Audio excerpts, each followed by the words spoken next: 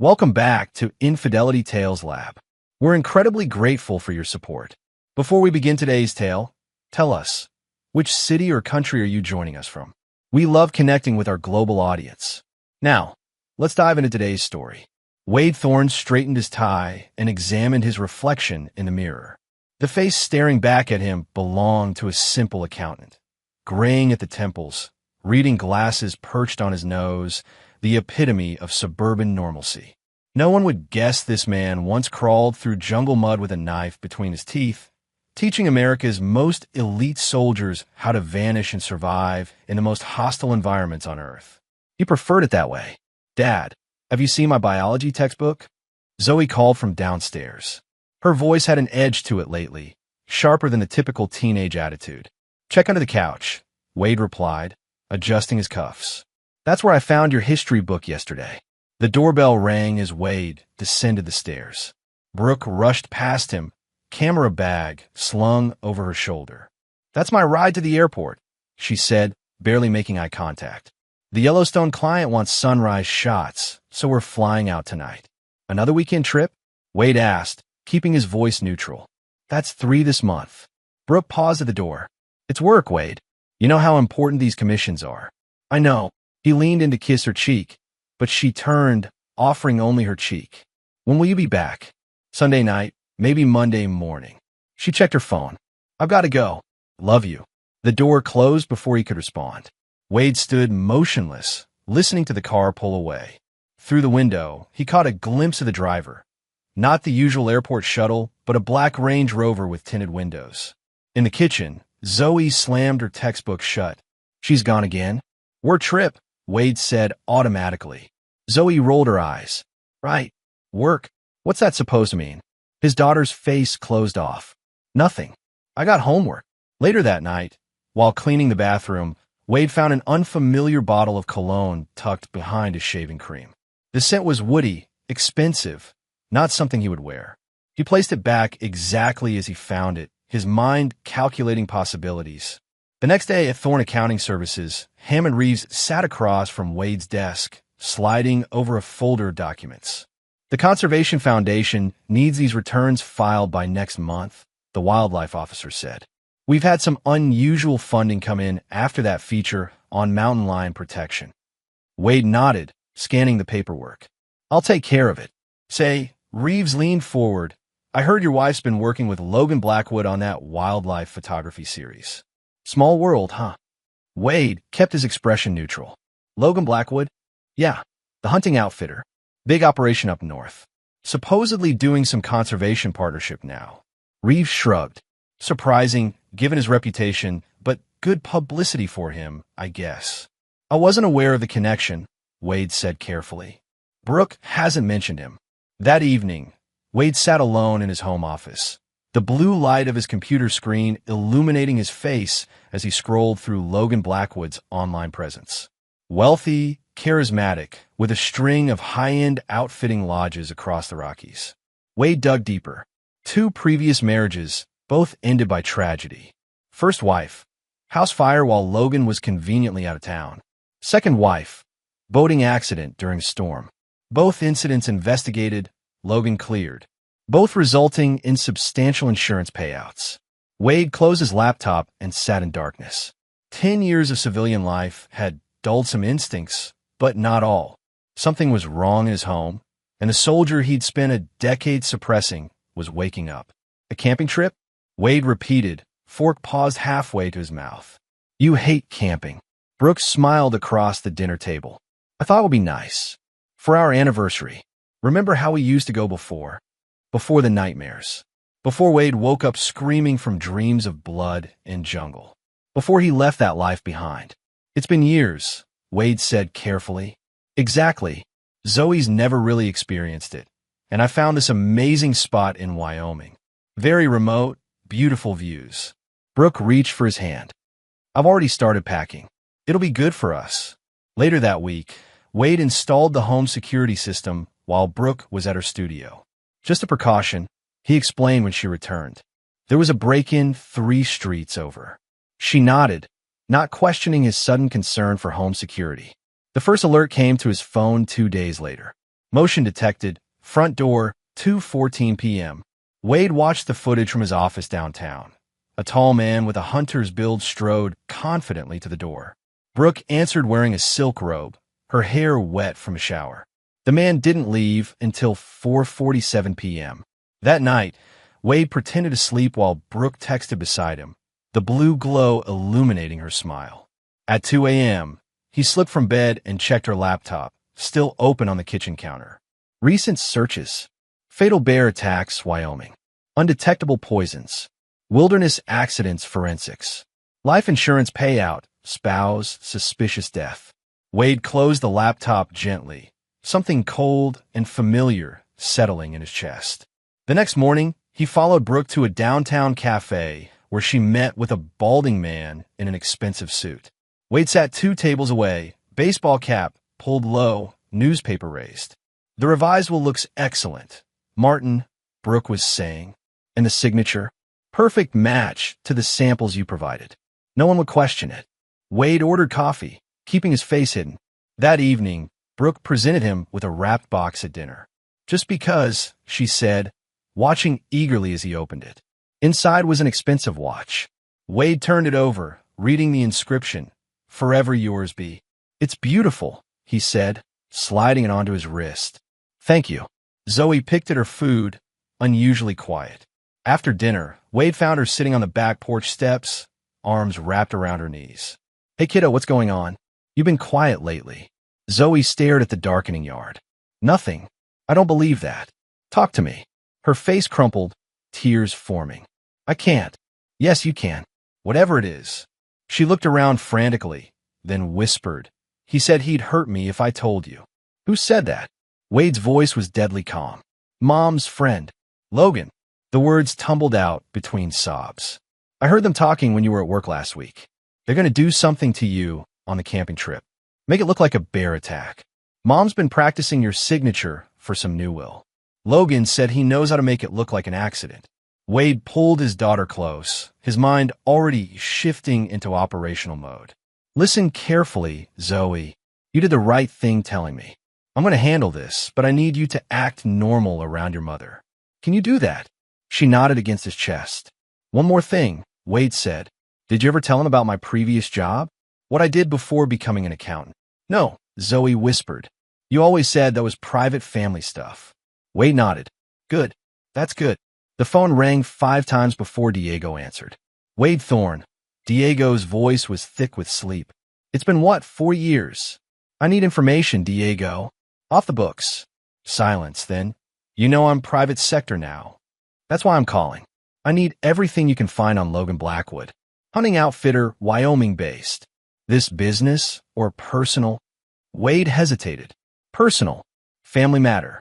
The line went quiet. Diego Reyes had been with Wade in Brazil when everything went wrong. He understood what family matter meant. "Give me 48 hours, Diego said finally. 2 days later, Wade sat in his garage, phone pressed to his ear. Surrounded by dusty camping gear, he'd begun to organize. "He's not just a hunter, Wade." Diego's voice was grim. "Blackwood was private military for years. South America, Africa, places with loose regulations on wildlife trade. He's got a pattern. Wealthy women whose husbands die in convenient accidents. Before that, he was in Colombia around the same time we were there." Wade's fingers tightened on the phone. "The op that went bad." "Can't confirm, but the timeline fits. There's more. He's been investigated 3 times for suspicious deaths. Always cleared, but the investigators noted irregularities. Anything current?" Wildlife officer named Hammond Reeves has been building a case against Blackwood for poaching endangered species. "Nothing solid yet." Wade hung up and unlocked the gun, safe hidden behind his workbench. Inside lay reminders of his previous life. Tactical knife, specialized compass, a field manual he'd written himself. Under a false bottom, a Glock 19, maintained perfectly despite years of disuse. Before dawn the next morning, Wade ran 5 miles through forest trails behind his neighborhood, timing himself. By the 3rd day, he'd shaved 2 minutes off his time. By the 5th day, he'd added a 40-pound pack. Dr. Amara Wilson's office hadn't changed in the years since Wade had been a patient. She looked up from her desk, surprised. Wade, this is unexpected. He sat across from her. I need to talk about Brazil. She set down her pen. We processed that trauma years ago. Did we? Or did I just learn to bury it? Wade leaned forward. What if I told you I might need to be that person again? The person I was before. Her expression darkened. Is your family in danger? Yes. From whom? My wife. Dr. Wilson's professional composure slipped momentarily. Tell me everything. After hearing the full story, she sat silently for a long moment. Wade, if what you're saying is true, go to the police. With what proof? Suspicious searches? Overheard conversations. He shook his head. I need to catch them in the act. And then what? The man I treated after Brazil was haunted by the things he'd done in the name of survival. Is that who you want Zoe to see? I want Zoe to see her father alive. Wade met with his lawyer the next day, updating his will to ensure Zoe would be placed with his sister if anything happened to him. Afterward, he recorded a video detailing everything he discovered, encrypted it, and sent it to Diego with specific instructions. Release if I don't return from Wyoming. The final piece came together when Hammond Reeves appeared at Wade's office unannounced. These were taken at Blackwood's hunting grounds last month, Reeves said, spreading photos across the desk. They showed carcasses of mountain lions and wolves, protected species, stacked in a storage shed. Why show me? Wade asked. Because your wife's name appeared in some paperwork related to Shell companies financing Blackwood's operation. Probably means nothing, but... Reeves shrugged. Thought you should know. Wade studied the photos carefully. And if someone wanted to find this location? Reeves raised an eyebrow.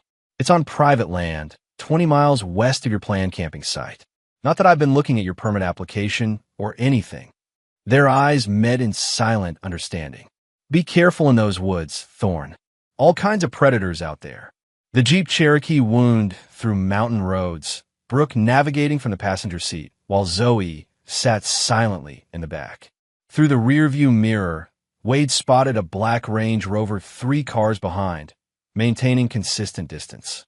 You're quiet today, Brooke noted, touching Wade's arm. Just focus on the road, he replied. It's been a while since I've driven these mountain passes. Well, it's going to be amazing. Family bonding in nature. She squeezed his arm. I packed your favorite whiskey. Wade smiled. How thoughtful. The campsite was remote, accessible only by a narrow dirt road that crossed 2 streams.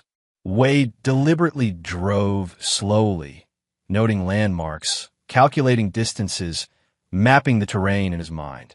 As they set up camp, Wade positioned their tent with clear sight lines to all approaches. He scattered dry twigs in strategic locations, natural alarms that would snap underfoot. While gathering firewood, he quietly placed emergency packs at 3 different locations within a half-mile radius. Need help with that tent, babe? Brooke called. Got it, Wade replied, hammering stakes with more force than necessary. By late afternoon, they had a fire going and camp established. Zoe had relaxed somewhat, even smiled when Wade showed her how to skip stones across the nearby lake. The sound of an approaching vehicle made Wade tense. The black Range Rover appeared on the dirt road, parking 50 yards from their site. Logan Blackwood emerged, all outdoor swagger and expensive gear. Well, would you look at that? He called, approaching their camp. If it isn't the Thorns. Brooke's surprise was overdone, her hand flying to her chest. Logan, what a coincidence. Wade extended his hand. You must be the famous Logan Blackwood. Brooks mentioned your photography collaboration. Logan's grip was firm, his smile not quite reaching his eyes. All good things, I hope. I was just heading to my usual spot when I recognized Brooks' car. Why don't you join us?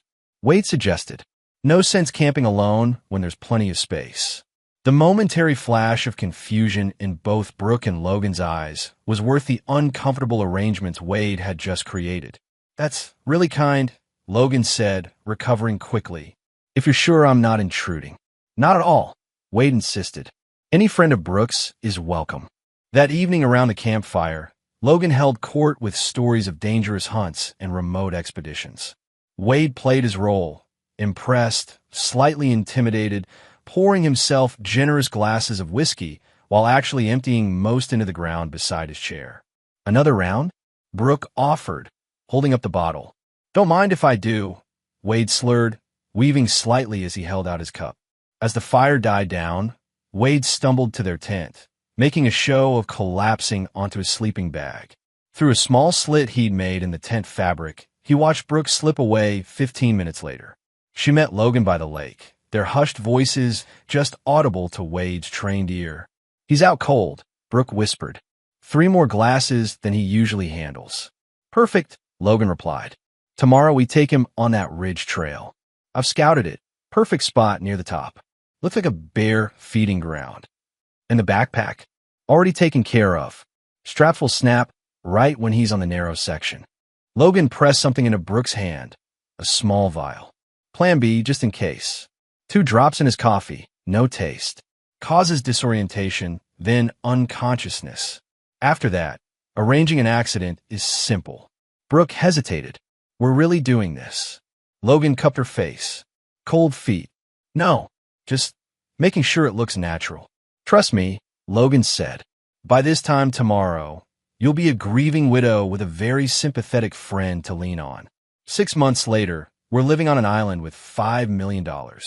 They embraced, silhouettes merging against the moonlit lake. In the tent, Wade silently tested the stitching he'd reinforced on his own backpack while reviewing topographical maps of the area in his mind. Morning broke with the smell of coffee and bacon. Wade emerged from the tent, rubbing his eyes and groaning. Rough night, Logan asked cheerfully, already dressed in hiking gear. My head is killing me, Wade mumbled. Too much whiskey. Brooke handed him a steaming mug. Coffee will help. Black, the way you like it. Wade accepted it gratefully. Thanks, hon.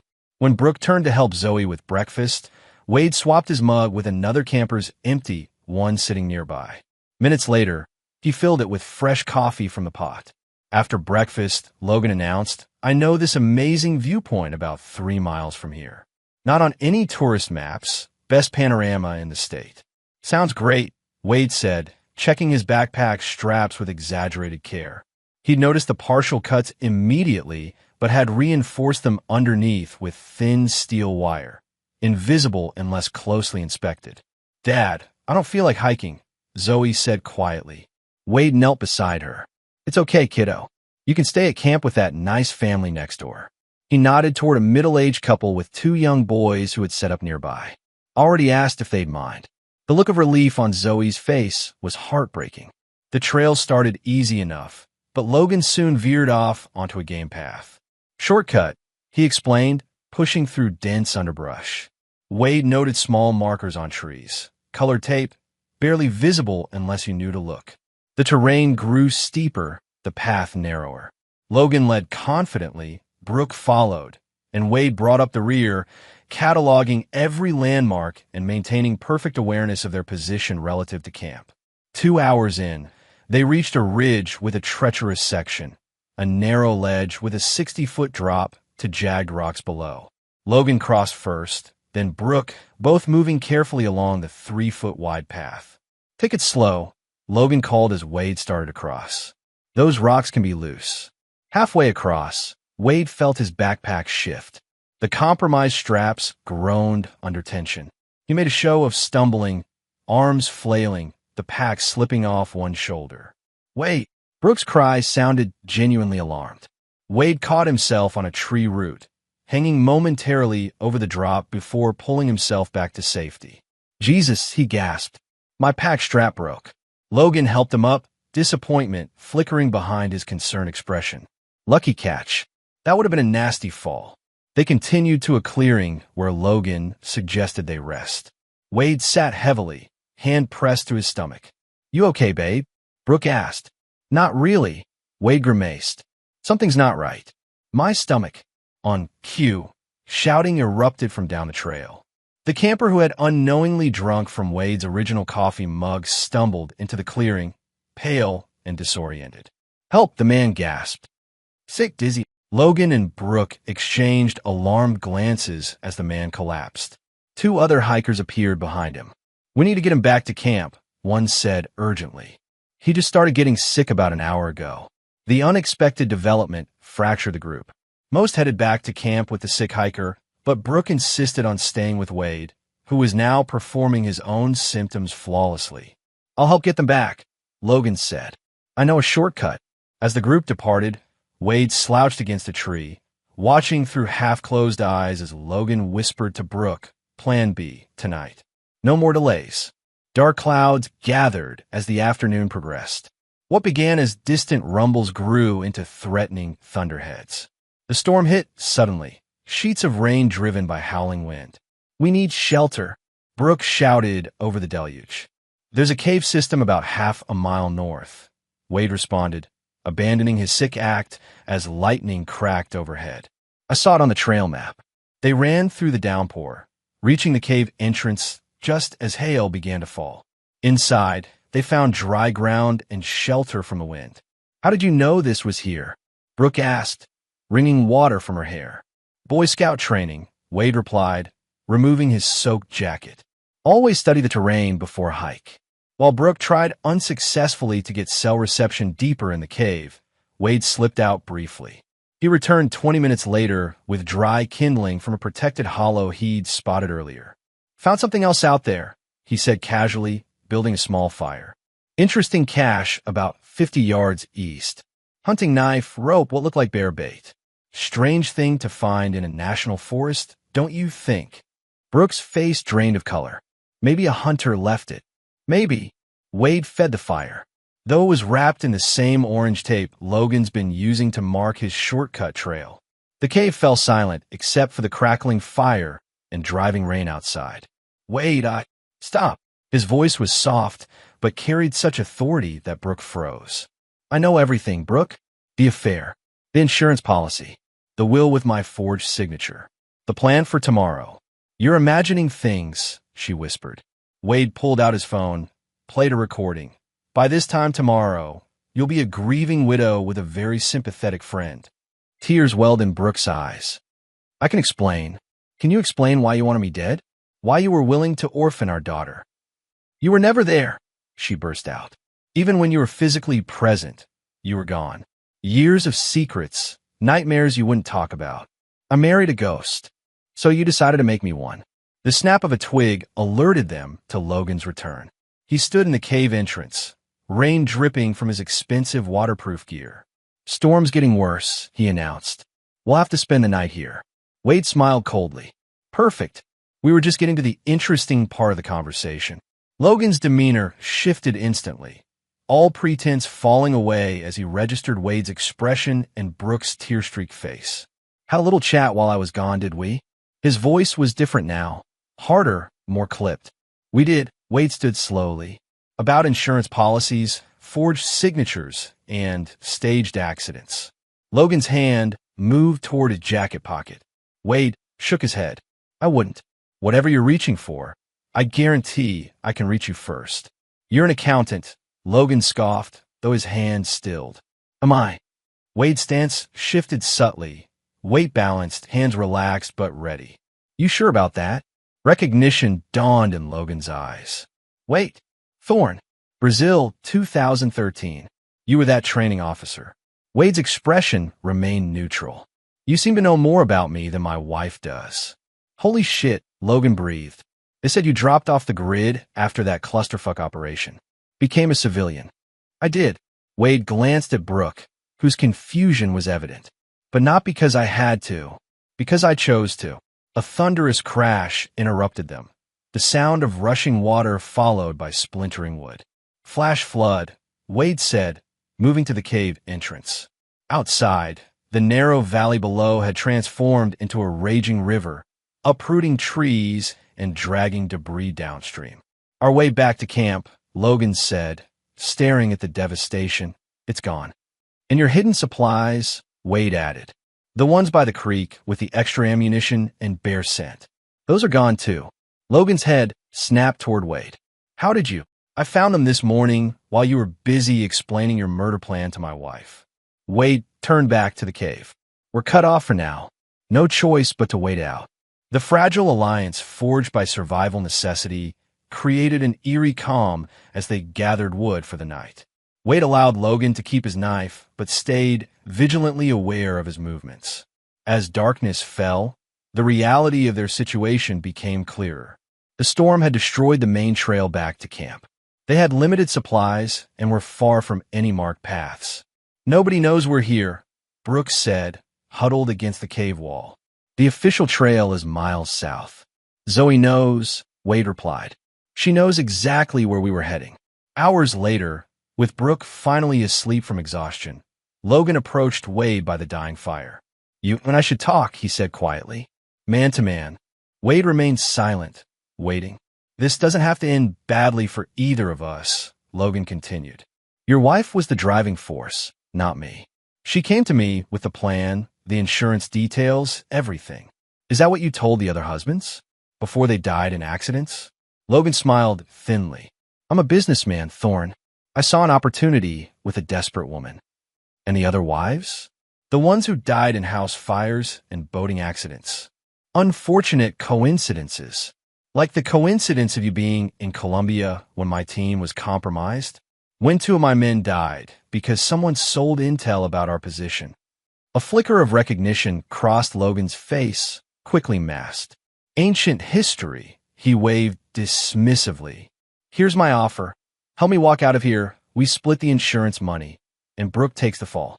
She keeps her life, loses everything else. You and your daughter start fresh. Win-win." Wade stared into the embers. "Tell me about the others." "All of them." Logan hesitated, then began talking. The cabin fire that looked like an electrical fault. The boating accident, where he'd drilled small holes below the waterline before a storm. The hiking mishap where a safety harness had been secretly damaged. As he spoke, Wade remained motionless, his breathing steady. When Logan finished, he nodded once. "Thanks for confirming what I needed to know." Wade moved with shocking speed, one hand clamping over Logan's mouth while the other applied precise pressure to his carotid artery. Logan struggled briefly before unconsciousness took him. "You always did talk too much," Wade murmured, binding Logan's hands with paracord from his pack. Brooke woke to find Logan bound against the cave wall, still unconscious, and Wade calmly brewing coffee over a small fire. "What have you done?" she gasped. "Made breakfast," Wade replied, pouring steaming liquid into a metal cup. "Coffee. Wade, this is kidnapping." "Technically, it's citizen's arrest. He confessed to multiple murders last night." Brooke scrambled to her feet. "You're insane. I'm leaving." "To where?" "The camp's cut off by the flood, the trail's gone, and you have no idea where we actually are." Wade sipped his coffee. "But please, go ahead." She stepped toward the cave entrance, then faltered, realizing the truth of his words. "What are you going to do to us?" she asked quietly. "Nothing like what you planned for me." Wade set down his cup. "You wanted me to disappear in these woods. Instead, it's going to be both of you. You're going to kill us?" Wade looked genuinely offended. "No, Brooke, I'm not a murderer. Unlike your boyfriend." Logan stirred, groaning as consciousness returned. He tested his restraints, then glared at Wade. "This changes nothing," he growled. "You still have no proof of anything." Wade held up a satellite phone. "This yours?" "Found it in your jacket. Impressive range, military grade. Wonder why you told Brooke your phone had no reception." He pressed a button, and Logan's voice filled the cave. The cabin fire that looked like an electrical fault. Wade had recorded the entire confession. "Now, here's what happens next." Wade continued all business. "We're going to make our way to higher ground, where this phone will get better reception. Then I'm calling my friend Diego. After that, we create a new narrative." Over the next hour, Wade outlined his plan.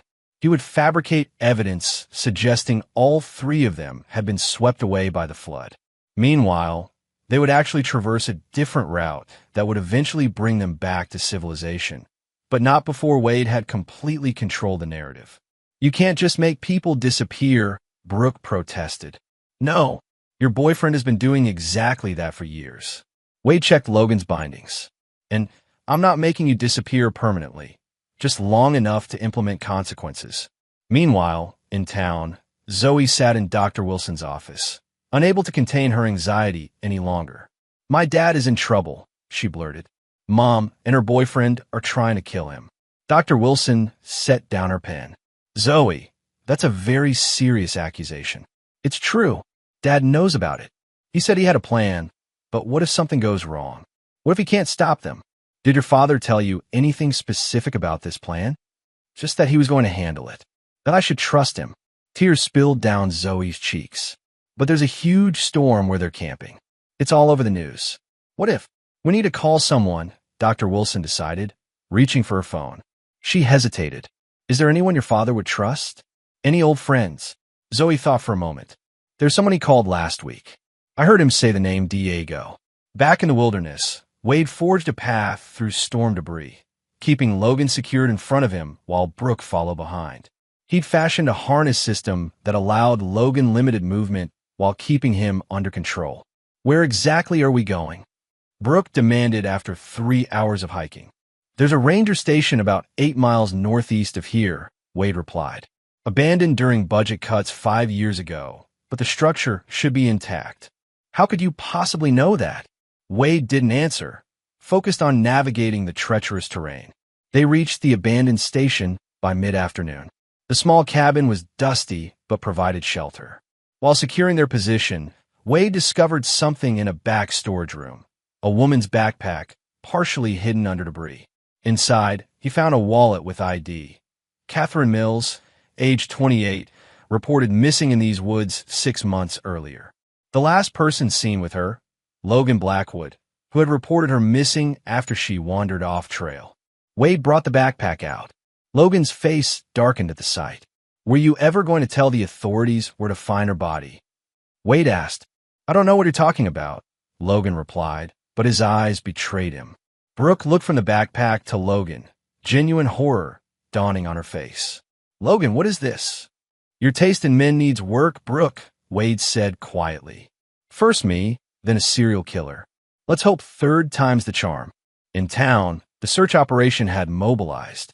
Storm damage had delayed efforts, but as weather cleared, helicopters scanned designated search areas, all miles from where Wade, Brooke, and Logan actually were.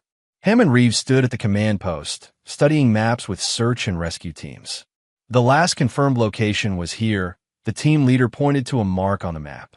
The family next to their campsite said the father and mother went hiking with another camper, heading south toward Elk Ridge. Reeves frowned. That doesn't make sense.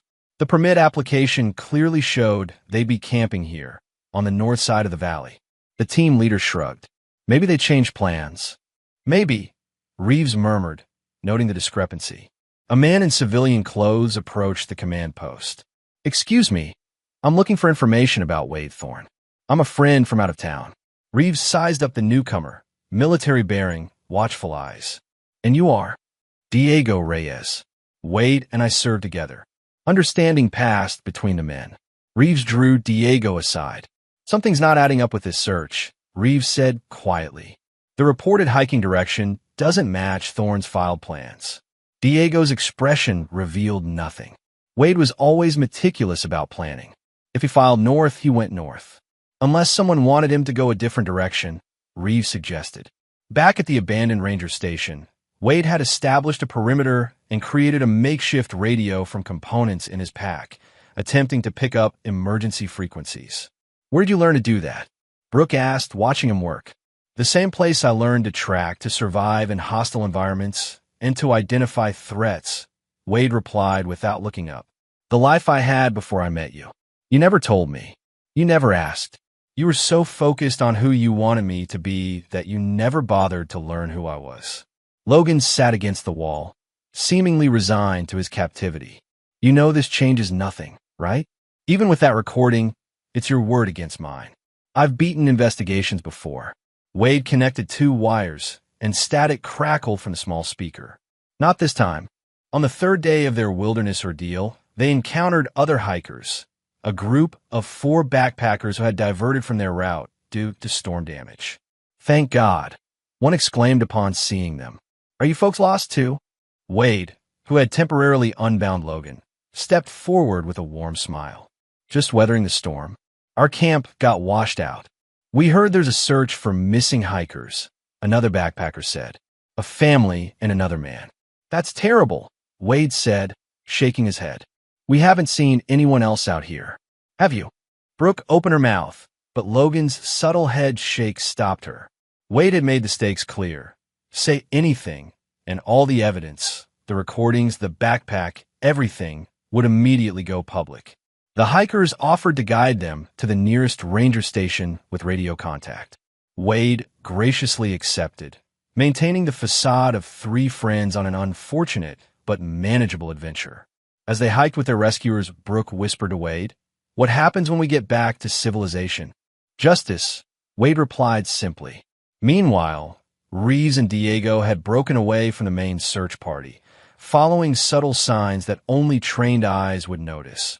Broken branches at precise heights, small stone arrangements pointing north rather than south. "He's leaving a trail," Diego confirmed. "But not for the regular search teams." "For who then?" Diego smiled grimly. "For someone who knows how to read it." At the operational ranger station, Wade, Brooke, and Logan were welcomed as lucky survivors. Medical staff checked them over while rangers took their information. "We'll need to interview you separately about what happened out there," a ranger told them. "Of course," Wade agreed pleasantly. "But first, may I use a phone? My daughter must be worried sick." In a private room, Wade made 2 calls. The first to Dr. Wilson's office, confirming Zoe was safe. The second to a number only he and Diego knew. "It's done," he said simply. "Implement the final phase." Within hours, the carefully orchestrated endgame began unfolding. Wildlife Officer Reeves arrived at the ranger station with recovered evidence from Logan's property, directly connecting him to the poaching operation. More damning was what they found near the abandoned ranger station: Catherine Mills' remains, along with physical evidence tying Logan to the scene. "We've been building this case for months," Reeves explained to the stunned rangers. "Mr. Blackwood has been a person of interest in multiple investigations." Meanwhile, Diego had delivered Wade's evidence package to authorities: recordings, financial documentation, and testimony from previous investigations that had been suppressed through Logan's connections. When Logan was formally questioned, he attempted to bargain using classified information about Wade's military past. The threat backfired spectacularly when Diego produced documentation showing Logan had sold intelligence during the Brazil operation, directly resulting in the deaths of American soldiers. By evening, Logan was in custody, facing multiple charges from murder to treason. 6 months later, Wade sat in his lawyer's office as the final divorce papers were signed. The settlement had been brutal for Brooke, without sufficient evidence for criminal charges related to the murder plot. Prosecutors had focused on Logan. But the evidence of her affair, combined with the suspicious insurance policies and Wade's recordings of her involvement in the planning stages, had devastated her case. "She gets nothing?" Wade asked, reviewing the documents. His lawyer nodded. "The house, investments, even her photography business equipment, all assets acquired during the marriage stay with you." The judge was particularly influenced by the fact that she used the business as cover for the affair. "And custody?" "Full legal and physical custody of Zoe, with supervised visitation for Brooke at your discretion." Wade signed the papers, a chapter closing. Outside, Zoe waited in the car with Diego, who had remained a steady presence during the tumultuous months following the wilderness incident. Logan's trial had been swift and comprehensive. With Wade's testimony about the military intelligence breach added to the murder charges, he received multiple life sentences without possibility of parole. "You okay, Dad?" Zoe asked as Wade slid into the driver's seat. "I am," he said, surprised to find it true. "Ready for the new place?" Their new home sat on 5 acres outside town. Room for the wilderness survival school Wade had established for veterans transitioning to civilian life. Using his long-suppressed skills to help others had brought an unexpected peace. Dr. Wilson had helped both Wade and Zoe process the trauma, encouraging healthy communication about Wade's military past and the events in Wyoming. Slowly, the nightmares that had plagued him for years began to fade. 3 weeks later, Wade received a call from Reeves. "Thought you'd want to know. We found evidence connecting Blackwood to 2 more missing hikers from last year. Cold cases finally closed." "Good," Wade said simply. Their families deserved answers. "The FBI agent mentioned something interesting," Reeves continued. "Said your techniques for creating and preserving evidence in wilderness conditions were textbook perfect. almost like you'd written the textbook. Wade smiled slightly. Imagine that. After hanging up, Wade watched through the window as Zoe practiced the fire-starting technique he'd taught her that morning. She'd taken to their new life with remarkable resilience, finding strength in understanding rather than fearing the wilderness. Across town, Brooke stood behind the counter of a discount department store, arranging merchandise displays. Her photography career had collapsed when Wade's evidence revealed she'd been using client meetings as cover for the affair. Former friends and clients had distanced themselves, leaving her isolated and starting over with minimum wage work. When her shift ended, she returned to her small studio apartment to find a package waiting at her door. Inside was a vial, the same one she had planned to use on Wade's coffee, with a simple note, "Some wilderness we create ourselves." She stared at the vial, understanding the message.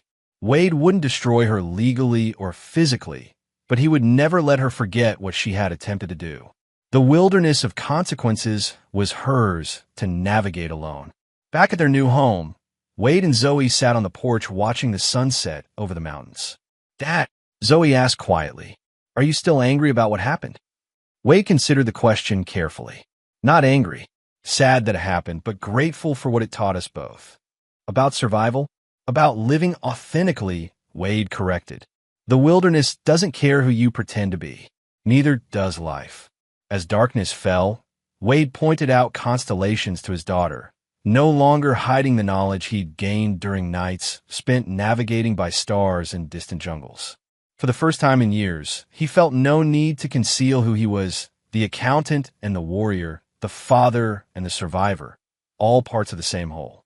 The wilderness had claimed its victim after all, not Wade's life, but the deception that had surrounded it. In its place grew something stronger, a truth as enduring as the mountains themselves. Epilogue. 15 years later.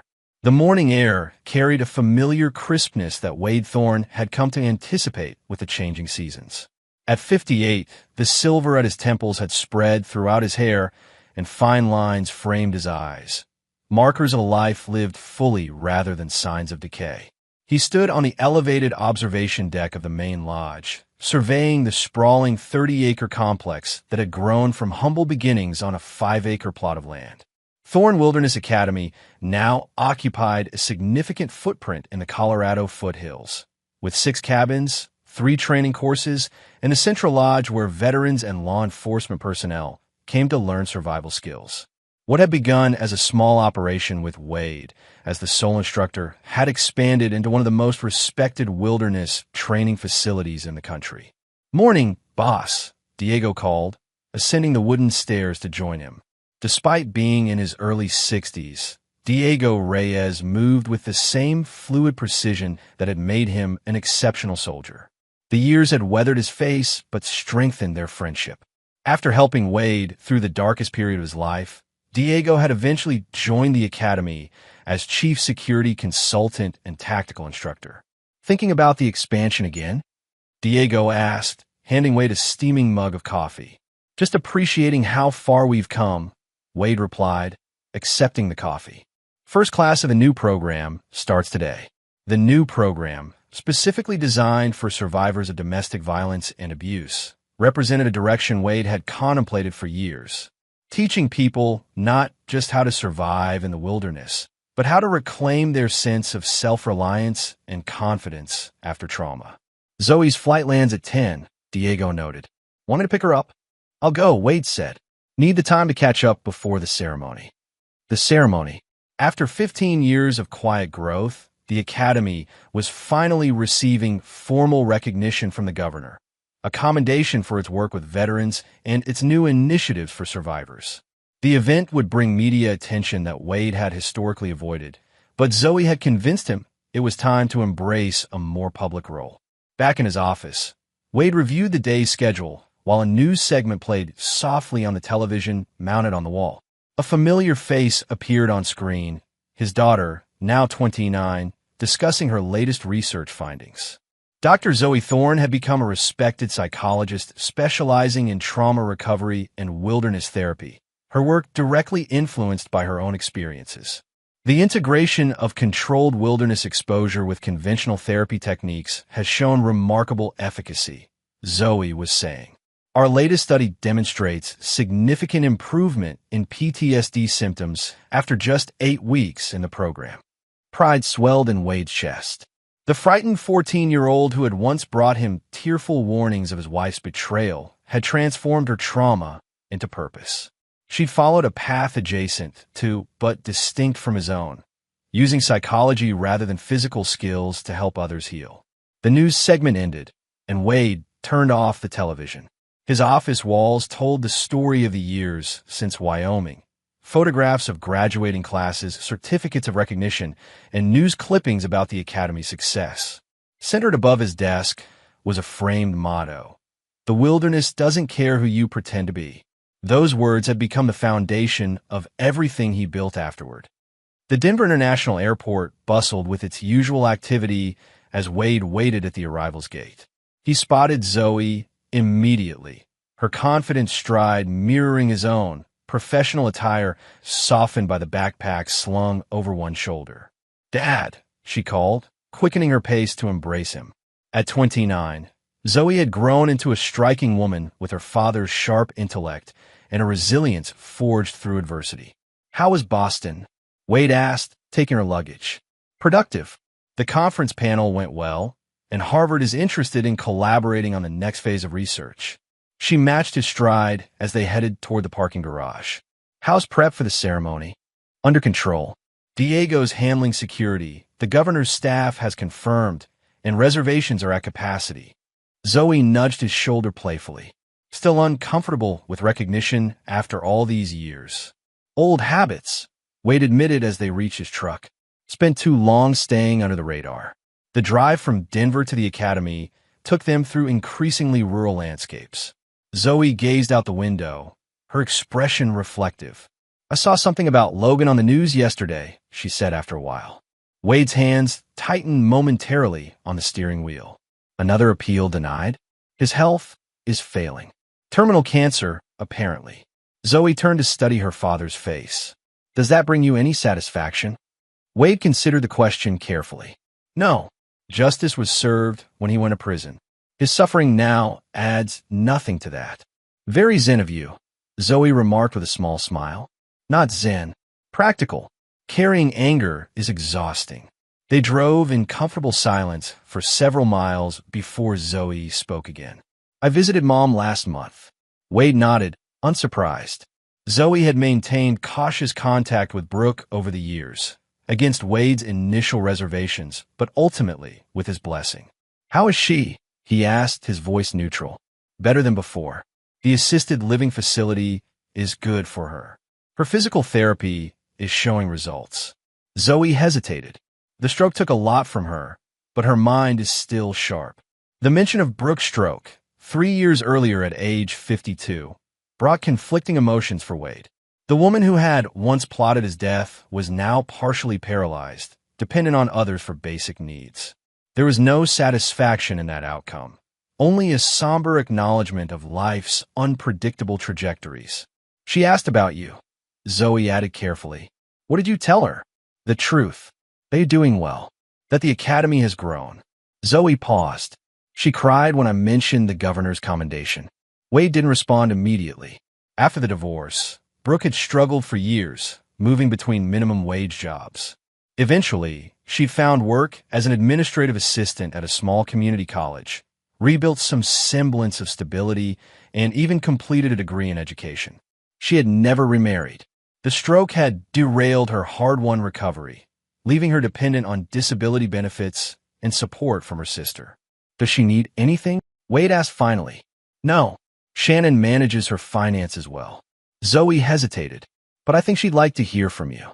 After all this time, Wade's expression remained unreadable. "I'll think about it." As they crested the final hill before the academy grounds came into view, Zoe gasped softly. The expansion had occurred gradually during her academic years in Boston, and seeing the full scale of it now clearly impressed her. "Dad, this is incredible." Below them sprawled the results of 15 years of determined work. Training courses running through forests and meadows, cabins arranged in a semicircle around the central lodge, and the new therapy center with its glass walls reflecting the mountain backdrop. It grew a bit while you were getting those fancy degrees, Wade said with understated pride. A bit? It's practically a village now. As they approached the main entrance, a familiar figure stood waiting. Hammond Reeves, now in his late 60s, had retired from wildlife conservation 5 years earlier to join Wade's academy as an environmental education coordinator. The prodigal daughter returns, Reeves called with a broad smile. Just in time. We've got journalists arriving in 2 hours for preliminary interviews. Journalists? Wade raised an eyebrow. Not just local press this time, Reeves confirmed. National outlets picked up the story after the governor's office issued that press release. Wade's expression tightened. I agreed to modest coverage, not a media circus. Too late. Diego's voice came from behind as he approached from a lodge. Once they connected the dots between Thorn Wilderness Academy and the Wyoming Wilderness case, interest spiked. 15-year anniversary of a story that made national headlines tends to do that. Wade sighed. The events in Wyoming had become something of a true crime sensation over the years. The accountant with a secret military past who outwitted his would-be killers in the wilderness. Despite his preference for privacy, the story had periodically resurfaced in documentaries and podcasts. We should get inside, Zoe suggested, sensing her father's discomfort. I want to see the new therapy center before the circus begins.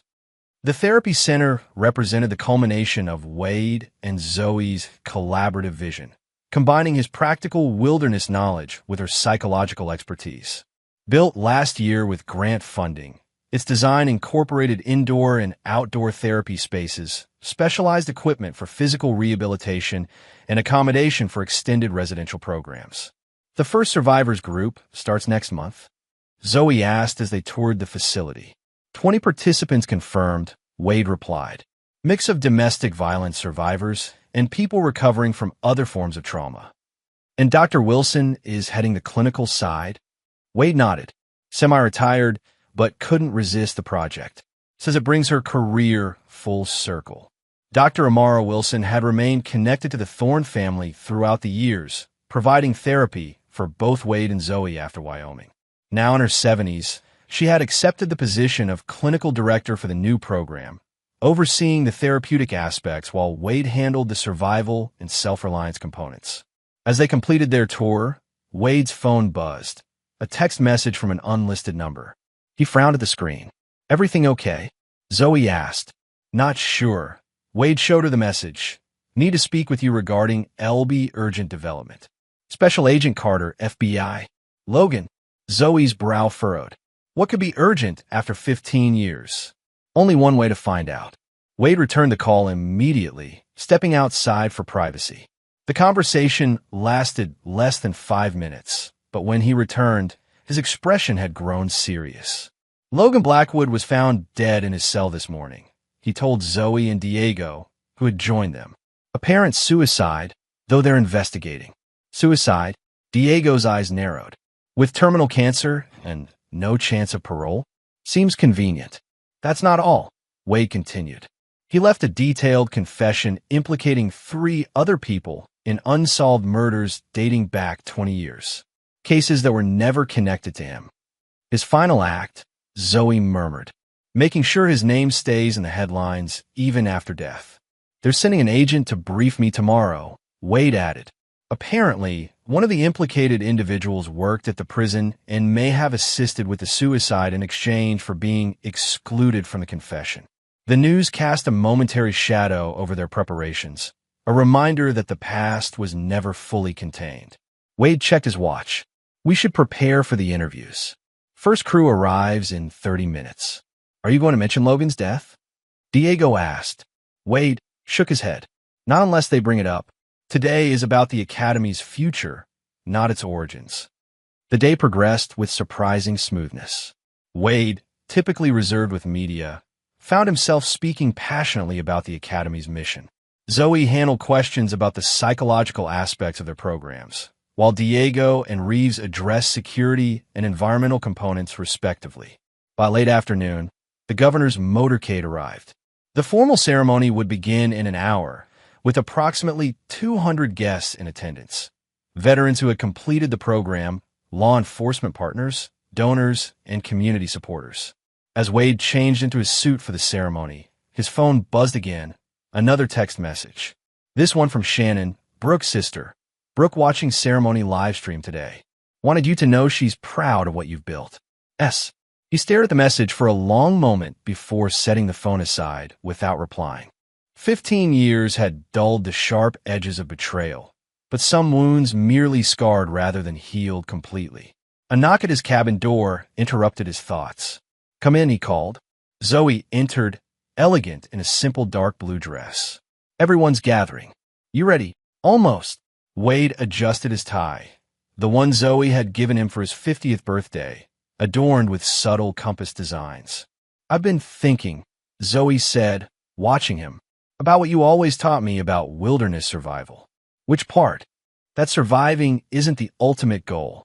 It's what you do after survival that matters. She smiled softly. You've done something remarkable with your second chance, Dad.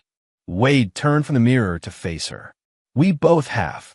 The ceremony itself exceeded even the governor's office's expectations. The commendation praised the Academy's 15 years of service to veterans, its newer programs for first responders, and the innovative Survivors program about to launch. When Wade rose to accept the award, the standing ovation lasted nearly a minute. At the podium, he spoke briefly but meaningfully about transformation, how wilderness stripped away pretense and forced people to confront their true selves. 15 years ago, circumstances forced me to reclaim skills I thought I'd left behind forever, he said, careful not to directly reference the events in Wyoming. What began as a necessity became a calling. This academy exists because I believe everyone deserves the chance to discover their true capabilities, especially those who've survived their own wilderness experiences, whether literal or metaphorical. Later, as guests mingled during the reception, Wade stepped outside for a moment of quiet. The sun was setting behind the mountains, painting the sky in brilliant orange and purple hues. Diego joined him, 2 glasses of whiskey in hand. To surviving the spotlight, he said, offering one to Wade. Wade accepted with a nod of thanks. To survival in all its forms. They drank in companionable silence, watching the colors deepen across the horizon. Got word from my contact at the Bureau, Diego said after a while. Logan's confession mentioned for more victims than they initially thought. Cold cases they never connected to him. Wade absorbed this information with a grim expression. Some predators never stop, even from behind bars. Makes me wonder if we could have prevented more deaths if you'd handled things differently in Wyoming. By killing him, you mean? Wade's voice held no judgment, only reflection. The thought crossed my mind at the time, Diego admitted. Would have been easy to stage in those conditions, and I'd be no better than him. Wade shook his head. Justice was never going to be perfect, but it had to be justice, not revenge. Inside the lodge, the celebration continued. Through the windows, Wade could see Zoe deep in conversation with the governor, likely advocating for additional funding for trauma recovery programs. Dr. Wilson sat with a group of veterans, her age diminished by the animation in her gestures as she explained a concept. Reeves was showing photographs of wildlife to interested guests. You built something good here, Diego observed, following Wade's gaze. Out of something terrible. We all did, Wade corrected. Everyone who stayed. The next morning, Wade rose before dawn, as was his habit. The ceremony had concluded late, but decades of military discipline had permanently altered his relationship with sleep. He dressed in hiking clothes and set out on a familiar trail that wound up to a ridgeline overlooking the academy. The pre-dawn air was cool and still. Wade moved silently through the forest, his footsteps barely disturbing the pine needles underfoot. Age had done little to diminish his woodcraft. If anything, years of teaching had refined his techniques to their essential elements. At the ridge, he paused to watch the first light touch the distant peaks. This daily ritual had become a form of meditation, a moment to center himself before the day's demands. His phone vibrated in his pocket. Normally, he wouldn't check it during these morning hikes, but given yesterday's unexpected developments, he made an exception. A text from Zoe, breakfast with Dr. Wilson at 8. She wants to discuss integrating her new research into the Survivors program. Also, reporter for National Geographic arriving at 9 for that feature we discussed. Wade typed a quick acknowledgement, then noticed a second message that had arrived during the ceremony but gone unread from Shannon's number, but clearly relaying Brooke's words. Wade, I watch everything you've built from afar. The Academy, your relationship with Zoe, the lives you've changed.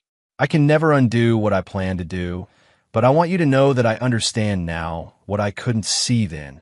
The man you truly were beneath the quiet exterior. Congratulations on the commendation. It's well-deserved. B. Wade stared at the screen, complex emotions surfacing.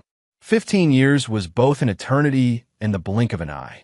The anger had faded to a dull ache long ago, replaced by something more nuanced. Neither forgiveness nor resentment, but acknowledgement of a shared history permanently altered by betrayal. After several minutes, he typed a response, the first direct communication he'd initiated with Brooke in over a decade. Thank you. I hope your recovery continues to progress. Wade. Simple, restrained, but breaking a silence that had perhaps lasted too long.